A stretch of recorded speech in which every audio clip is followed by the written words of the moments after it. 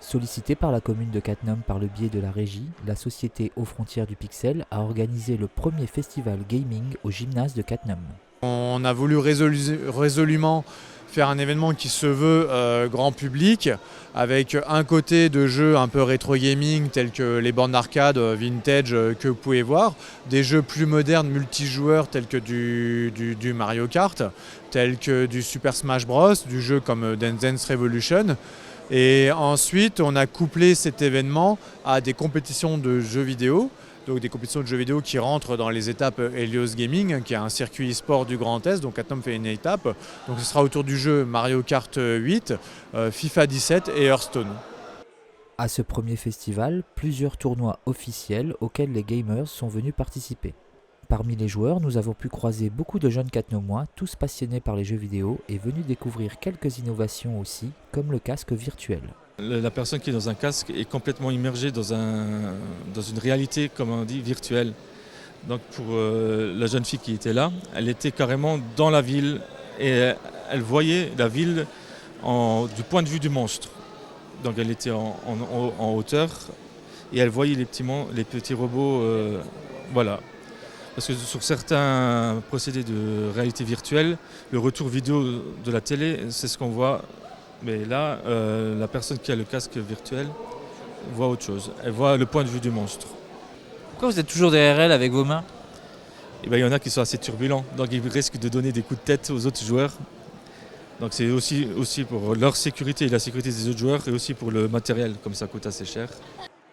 Au prix de 300 € le casque virtuel, il faudra encore attendre quelques années pour que le coût baisse et que ce procédé se démocratise. Le festival gaming est aussi l'occasion de rencontrer les spécialistes du matériel informatique. Généralement, les joueurs qui vont préférer le PC vont chercher vraiment la performance. Ça va être le cas par exemple des joueurs Street Fighter qui veulent, ou Counter-Strike, qui sont deux phases e-sport très importantes, où ils cherchent vraiment un gros nombre de FPS ou pas de ralentissement. Le deuxième point, c'est les graphismes, où le joueur qui joue plus pour son plaisir et s'y retrouve plus sur un jeu de meilleure qualité avec des résolutions plus hautes, potentiellement du 4K par exemple, ce que les consoles ne gèrent pas. Et de l'évolution, parce que l'avantage d'un PC par rapport à une console de jeu, vous pouvez le faire évoluer. Donc avec toutes les nouvelles technologies qui existent, un PC, à partir du moment où vous avez une bonne base, vous allez pouvoir changer la carte graphique, vous allez pouvoir changer d'écran, vous allez pouvoir vraiment le faire évoluer en rajoutant de la RAM et ainsi de suite. Donc il y a vraiment une véritable avantage sur les PC par rapport aux consoles. L'explosion du gaming dans les années 80 a forgé une génération de gamers qui a entraîné les nouvelles générations. 2016, c'est une année pivot, c'est que c'est l'année qui marque le fait qu'il y a plus de joueurs de la population française que de non-joueurs. Et en fait, c'est un chiffre qui fait que monter. Et effectivement, moi j'approche de la quarantaine, alors j'ai pas l'air, j'espère, mais voilà. Et ce qui se passe, c'est que je continue à jouer et puis je suis l'actualité des jeux vidéo et puis notre génération entraîner les plus jeunes. Et probablement, peut-être qu'en maison de retraite, on continuera à se défier avec des amis ou des partenaires autour du jeu vidéo, quoi. Donc c'est-à-dire qu'effectivement, il y a un fort effet générationnel et aussi de partage en famille, parce que aujourd'hui, un papa qui a 40 ans, il a un fils et probablement il joue avec lui.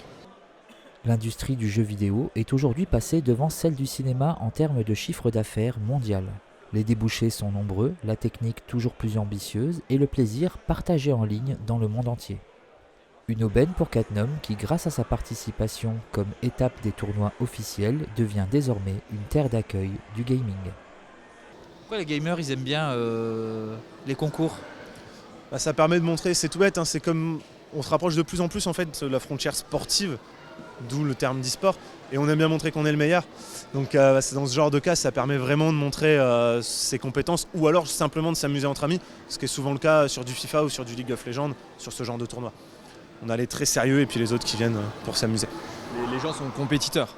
C'est vraiment de la compétition, de la véritable compétition. Sur FIFA 17 par exemple, même les clubs de foot maintenant cherchent à avoir des sponsors ou leur propre équipe e-sport, voilà, pour pouvoir représenter le club, notamment à Metz prochainement. Chaque année, une journée truite est organisée par la commune de Cattenom. L'occasion pour nos pêcheurs d'essayer de faire de belles prises et d'en ramener au moins une pour le déjeuner. Sous l'œil avisé de Gilles Balzan, garde-pêche de la commune, environ 200 kg de truites ont été injectés dans l'étang. Ce n'était donc pas la météo maussade qui risquait d'arrêter les titulaires de la carte de pêche catenomoise. Il y a 24 ans, 3 amis qui aimaient le saxophone voulaient faire plus de jazz et moins de classique. Après avoir créé leur compagnie et avoir joué pas mal de concerts, les 3 acolytes décident de mettre en scène des spectacles, dont Pierre et le Loup. Pierre et le Loup, c'est le premier spectacle qu'on a créé en termes de spectacle jeune public. C'était l'idée de Gérard Guipon et de Françoise Gambet, qui étaient responsables d'un centre culturel dans la banlieue lyonnaise.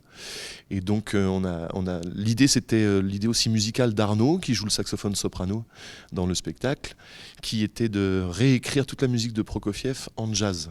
L'idée, c'est, tout le monde connaît Pierre et le Loup, de Prokofiev. L'idée, c'était plutôt que chaque instrument représente un personnage de l'histoire, un animal dans l'histoire de Pierre et le Loup. L'idée d'Arnaud, c'était que chaque personnage soit illustré par un style de jazz.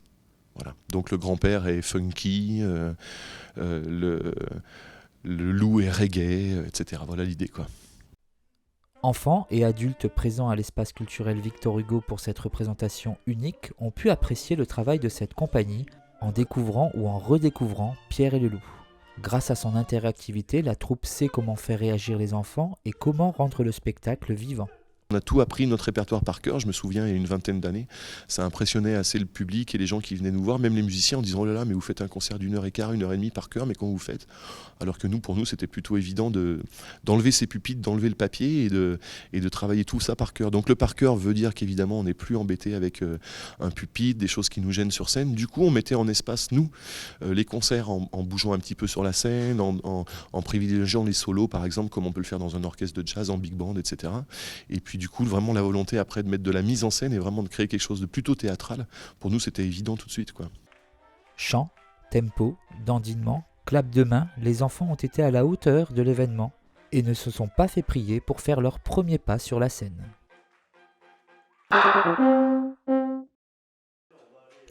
Pour clôturer cette édition, nous vous laissons avec les images en musique des ateliers d'estampes scolaires et adultes à l'occasion de l'exposition Impression réalisée par Mo que la médiathèque a accueillie pendant 3 semaines. Shorter grow the dreary days of deep December. I think of places far away and I surrender. I'm swept up by the magic in the song. I hear that summer samba and I'm warm all winter long.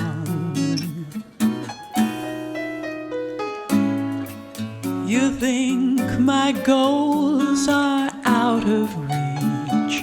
Call me a dreamer. I close my eyes, I'm on the beach at Ipanema. I feel the sun burn off those clouds of gray. I hear that summer samba and I'm half a world away. I don't understand just how the spell is cast to make it move me. The samba, is it in the tempo or the melody they play? Samba, somewhere in a previous existence, I became unable to resist.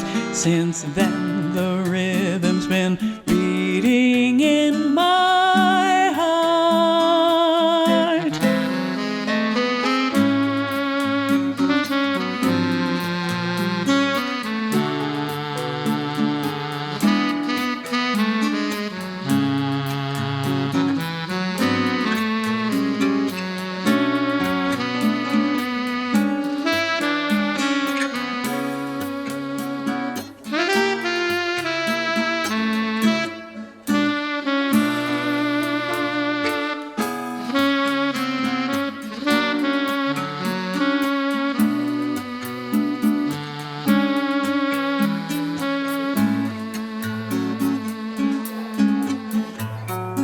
I don't understand just how the spell is cast to make it move me. The samba, is it in the tempo